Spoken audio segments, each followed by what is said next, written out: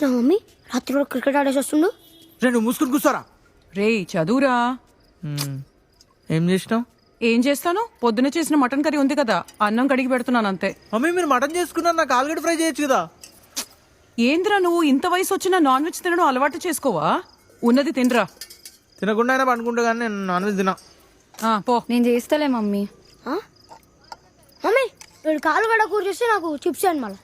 ఏందిరా ప్రతి వాళ్ళకి ఒక్కొక్క ఐటమ్ చేయడానికి ఇదేంటి ఇల్లు అనుకున్నారా హోటలా? నువ్వు మటన్ తింటావు కదా, బెనీకింది చిప్స్. బే మమ్మీ బే అంటే చూడు కొట్టండి.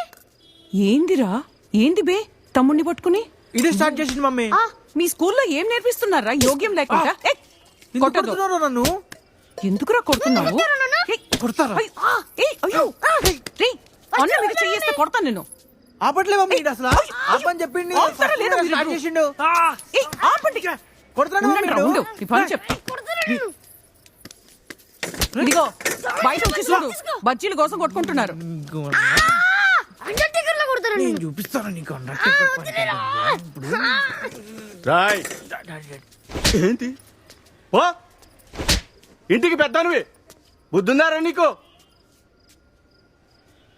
ఏం తమాషాలు చేస్తున్నావా? నువ్వు పోయి బజ్జీలు చేయపో.